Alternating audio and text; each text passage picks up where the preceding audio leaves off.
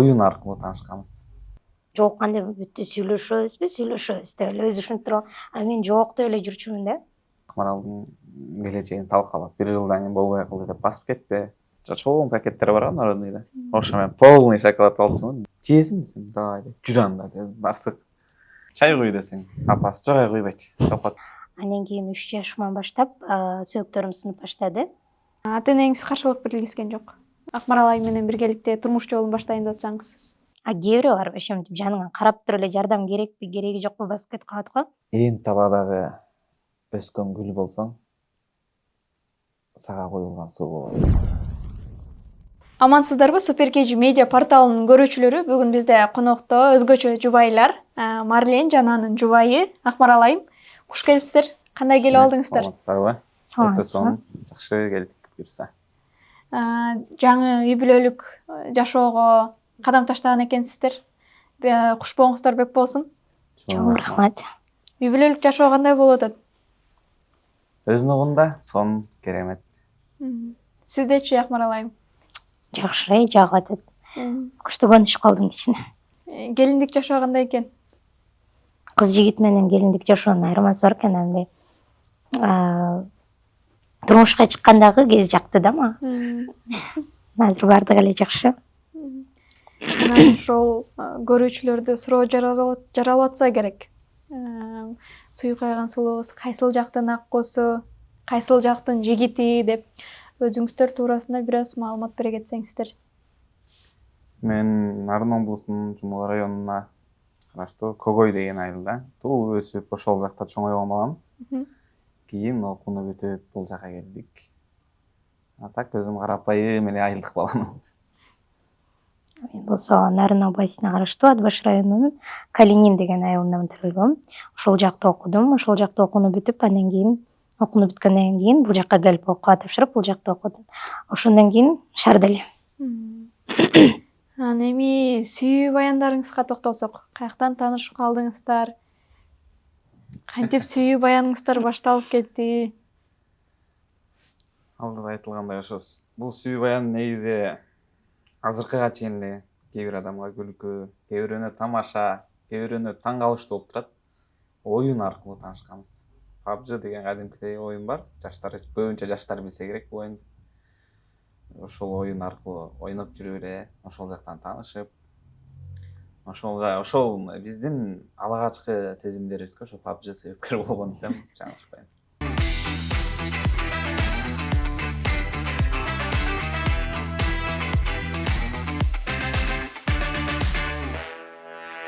Оюн аркылуу таанышып, бири-бириңиздер сүйүп калган экенсиздер да? Оюн себепкер болду да. Экөөбүз тааныштырган оюн болду. Алгачкы жолу жолугушуулар кандай өттү сиздерде? Эми буга чейин телефон аркасында сүйлөштүңүздөр. Кандай сезимдер болду? Биринчи жолу көргөндө мен ойлочумун мындай толкунданам, уялам деп, бирок биринчи жолукканда менде андай сезим болгон жок. Мурда эле көрүп жүргөн адамдай эле болдук. Мага ошондой эле сезилди, Марленге кандай болду билбейм. Мага деле негизи мен өзү адам менен бат баарлашканы менен адамды өзүмө мындай тез кабыл албайм да. Өзүмдүн адамым, мен жакын адам деп тез ачылбайм адамга. Андай баарлашкан бат эле, анан аку менен бат эле тил табыштык, бат эле сырдаша баштадык, анан жолугушууларда деле мындай андай деле мага дискомфорт болгон жок. Наоборот, комфортно болду. Ачылдым, сырымды айттым. Эң башкысы мен кандай Марленмен өзүм жан дүйнөмдө, муң жанда да ошондой Марлен болдум да. Балким ошол сезимдер байлап жүргөндүр. Ошол оюн аркылуу ойноп эле, ошол оюн аркылуу эле сүйүп калдыңыздарбы же канча бир жолугушуудан кийин анан ичтеги сүйүү сезимдер ойгондубу? Негизи оюн аркылуу таанышканда мен Москвада болчумун. Мен Москвадан 1 жылдан кийин 1 жылдан өтүп келдим да. 1 жыл ичинде аралыкта сүйлөшүп, аралашып, ортодо мен жок болуп кеттим. Өзүнүн себептери менен такыр байланышка чыкпай калып, андан кайра Кыргызстанга келип, кайра байланыш түзүп, экөөбүз жазышып, чалышып, анан жолукканда эң алгачкы жолугушуубузду эле чечиштик. Эң алгачкы жолугушуубуз болду. Ошол жерден бирге болобузбу? Болобуз. Давай болуп эле. Ошол жерден жолугушуу учурунда чечтик же телефон аркылуу эмес, же көп убакыт сосуу эмес. Биринчи жолугушуубузда баардык нерсени чечип алдык. Биринчи жолугушууда эле Марлен мырза сизди эмнеси менен арбап алды? Буга чейин сүйлөшкөндө эле мындай жактырып жүрчүмүн. Жолукканда бүттү сүйлөшөбүз деп эле өзү ушинтип туруп, мен жок деп эле жүрчүмүн да. Андан кийин 8 март болду. 8 мартта үйгө барсам, эшиктин алдында турат. Бүттү ошондон кийин эле өзүм түшүнбөй калдым да, кантип сүйлөшүп кеттик. Өзүм деле азыр эстей албайм. Азыр мынтип отурсам, ошо 8 март эсиме келет, биринчи ошол күнү келгендейчи. Андан кийин эле жактырып сүйлөшүп калдык. Ата энеңиздер каршы болгон жокпу бири-бириңиздердин кыз жигиттик мамилеге, сүйлөшүүңүздөргө? Же үйлөнөрдү андан кийин барып айттыңыздарбы? Биз турмуш курган атабыз деп. Чындыкты айтканда ар бирисинин ата энеси каршы болсо керек бул жаңылыкты укканда.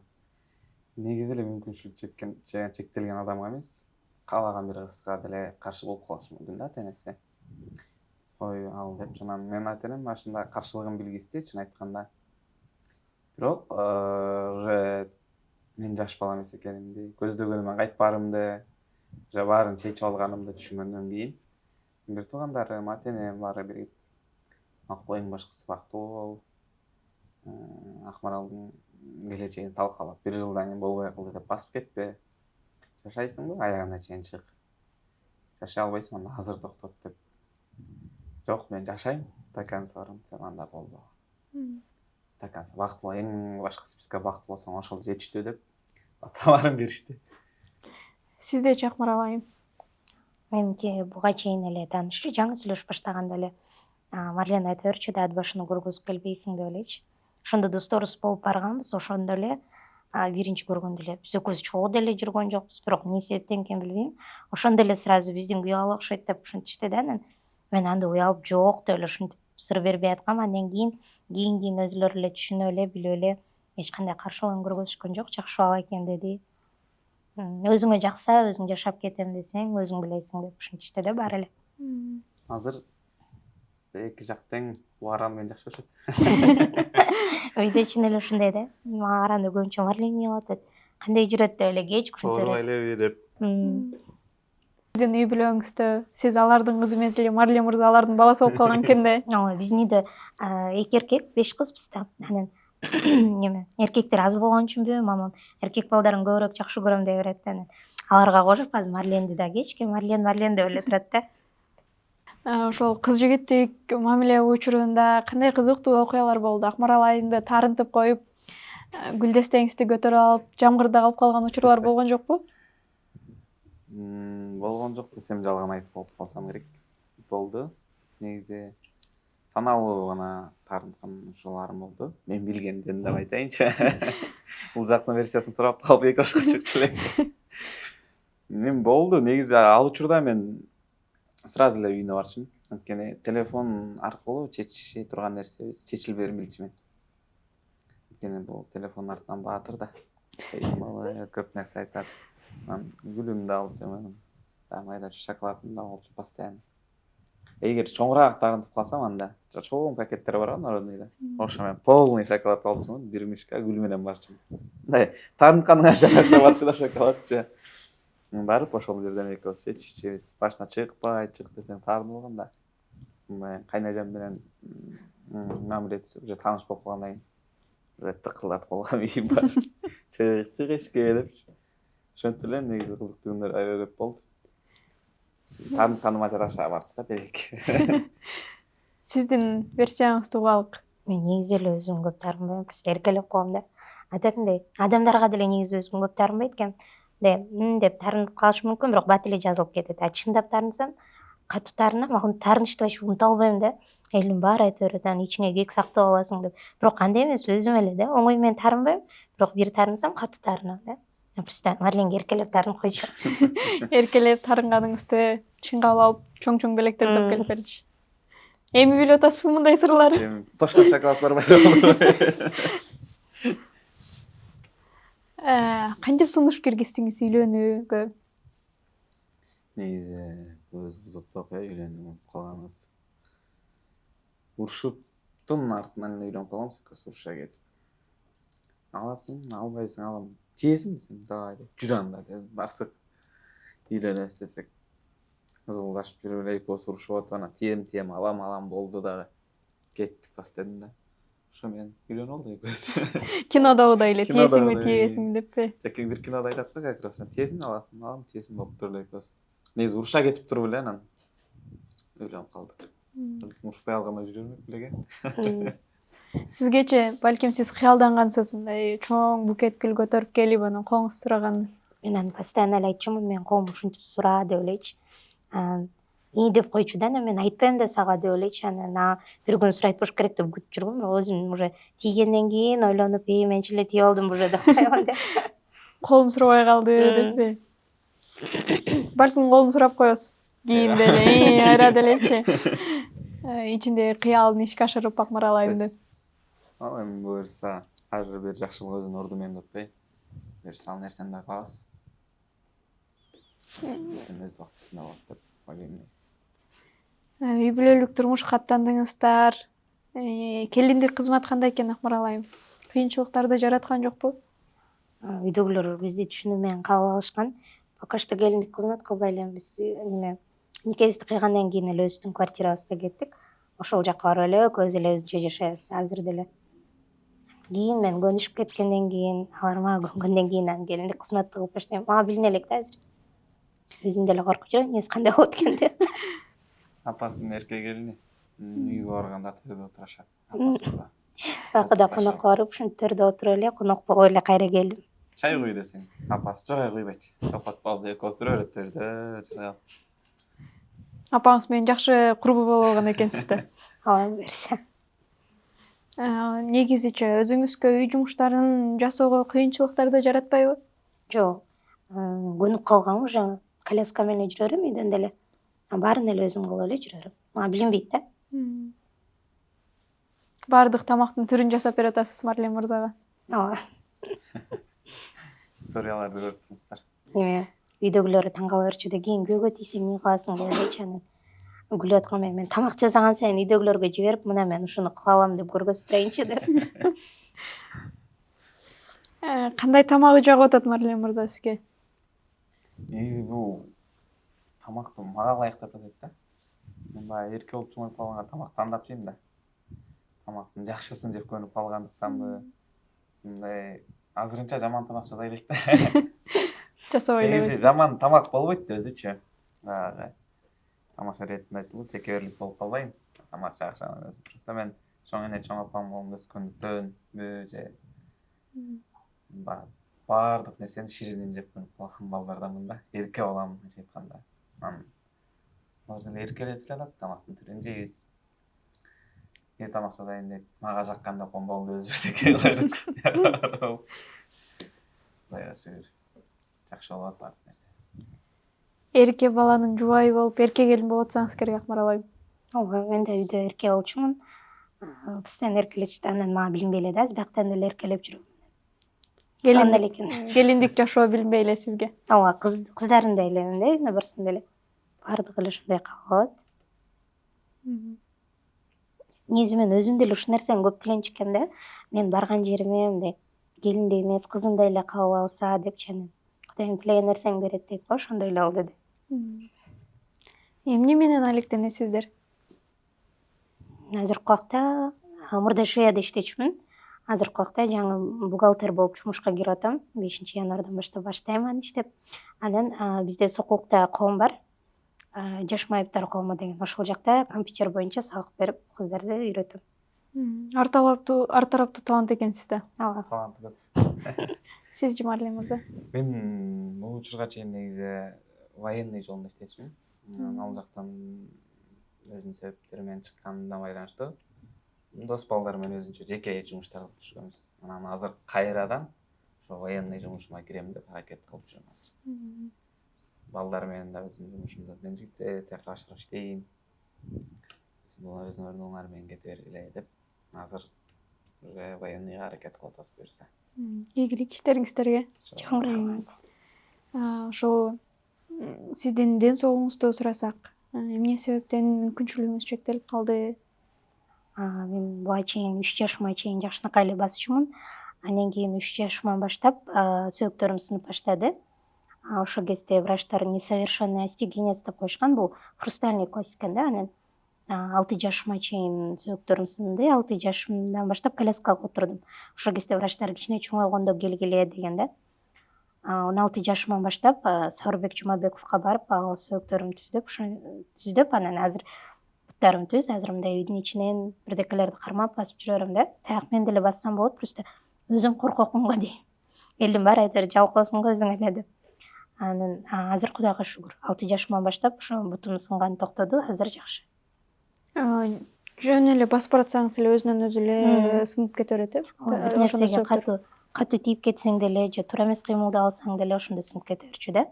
6 жашка чыккандан кийин уже ал токтоду. Азыр андай эмес. Жок. Жакшы эле. Азыр деле бирок абайла дейт, бирок мен уже көнүп калгам да өзүмө.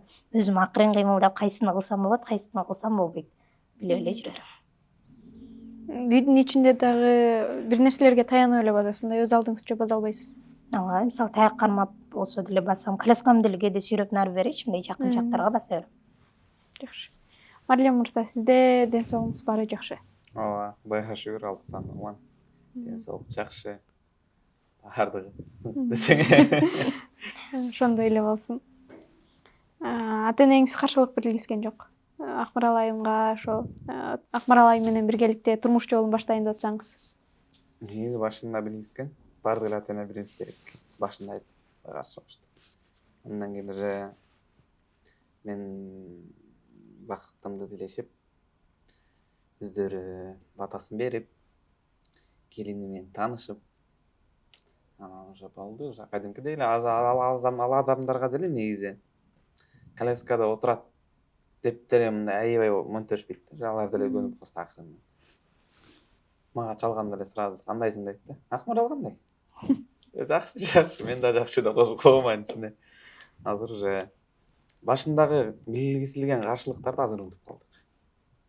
Видеолордо мен ошондой. Азыр жакшы бар. Негизи көп адамдар интернет, телефон артында кыйын болуп жүрөт да. Мен болгондо мындай кылмак, мен болгондо тигиндей кылмак. Баланын ата энеси болгондо минтмекмин депчи. Бирок ар бир нерсе өзүбүздүн башыбызга келмейинче, керек болсо, мен дагы керек болсочу, кийин балам ушундай кылам десе, мен макулдугумду бере аламбы деп өзүмө өзүм сомнениям да. Мен башыма келе элек да бул нерсе. Ошон үчүн мен ата энемдин биринчи каршы болгонуна мындай туура эле кабыл алам.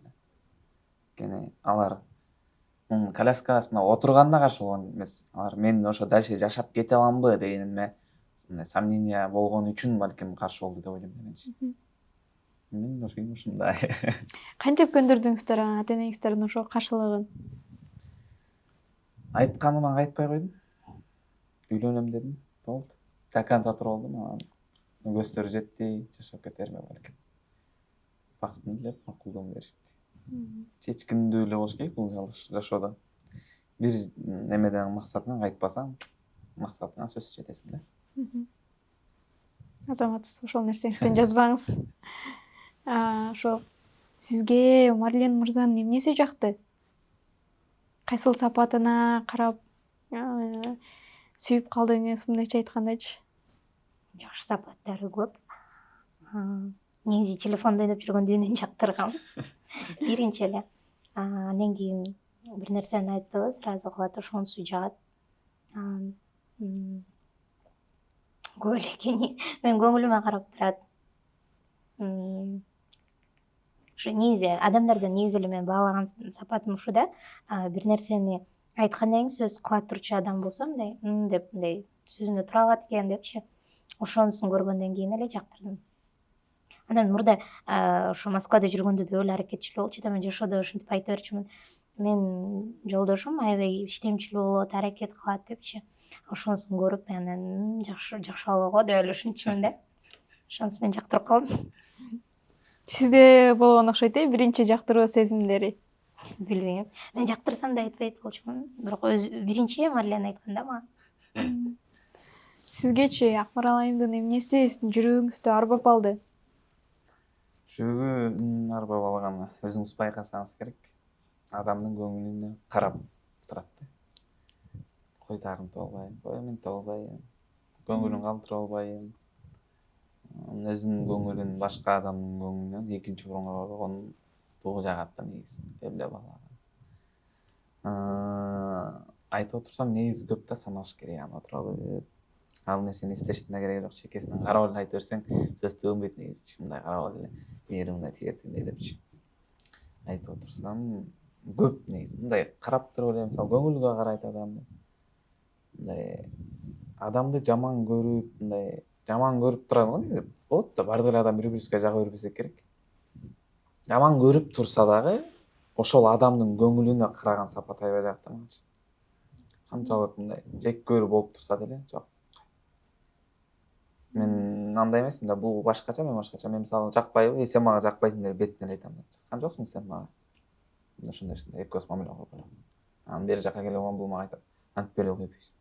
Мынтип эле койбойсуң.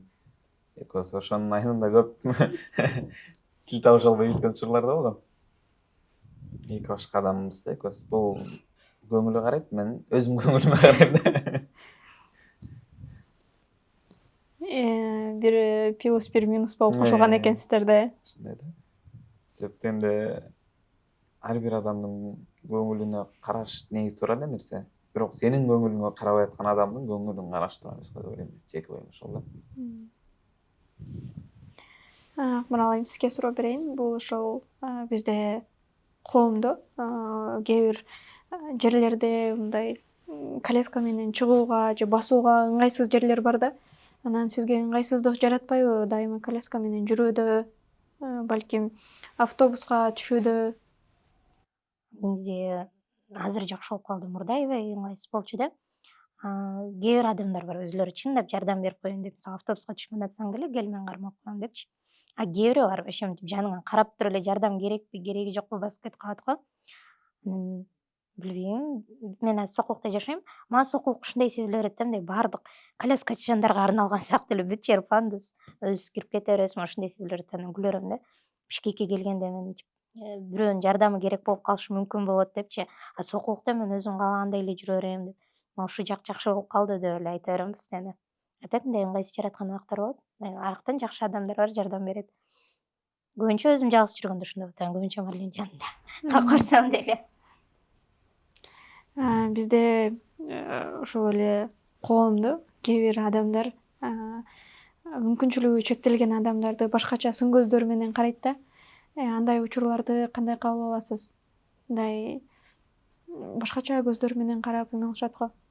Аяоо сезимдери менен карапчы. Негизи ушундайларга аябай көңүл бурбайм деп деле айта берем, бирок баары бир көңүл бурат экенмин да. Эмнеге дегенде кечээки берген интервьюбузда деле ушинтип негатив жазган адамдардын башында ушундай жазыптыр деп койсо ии деп койгом. Анан уже 2-3 адамдан ушундай негатив жазыптыр го деп койсо уже мен жүрөгүмө жакын кабыл алып, үйгө отуруп алып, кечке окуп, анан эмнеге жазат антип депчи. Кечке ушинттим да анан. Бирок көбүнчө мындай маани бербегенге аракет кылам. Алар мени бир жолу көрөт, бир жолу карап койду. Мейлем деп, өзүлөрүнүн деңгээли ошондой экен го деп ушинтип коем да. Көбүнчө маани бербегенге аракет кылам. Негатив жазбагылачы деп кой. Бул видеого да негатив жазбагыла. Айта берем багычы. Негатив жөнүндө айта кетсек, ар бир адам өзүнүн оюн айтканга укугу бар да. Эч кимди тыя албайбыз. Мисалы, сиздин эле биздин эле любой эле видеонун астына өзүнүн оюбузду калтырганга укугубуз бар да. Ал жеке адамдын өзүнүн укугу. Ошол комментарийди биз кайсыл тарабынан кабыл алабыз, ал өзүбүздөн зависит этет да. Мен андай комментарийни окуп нейди койгом болду. Мага кызыктырбайт. Ал адам сөзү менин жашоомо мындай өтүп кеткен шамал сыяктуу эле да. Көңүлүбүз кичине көңүлү жатагыраак. Жарым саат ойлонуп атып, талдап атып, анын турганга аракет кылсам да болбойт болбоду. Кайсыл жакта окудуңуз эле, Акмарал айым? Национальныйда окудум, Банковский делаем деп.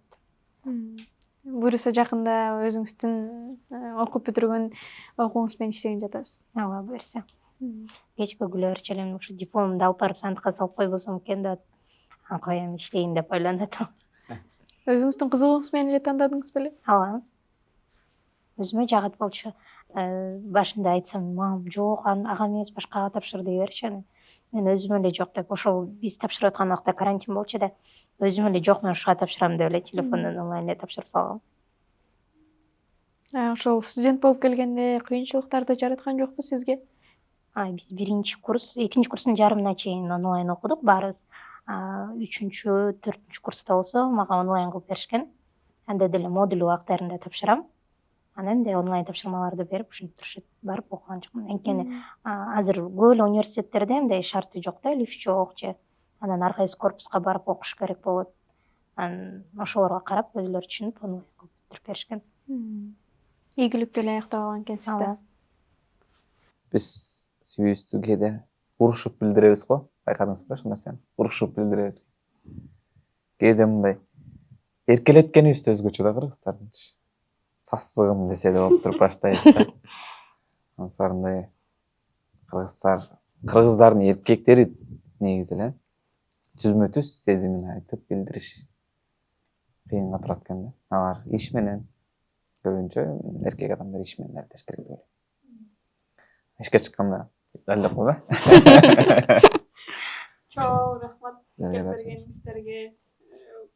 Оозум жыйылган жок жана сиздер келгенден бери оозум кулагыма жетейин деп эле жылмайып эле отурам. Берген маегиңиздерге чоң рахмат. Силерге да чоң рахмат.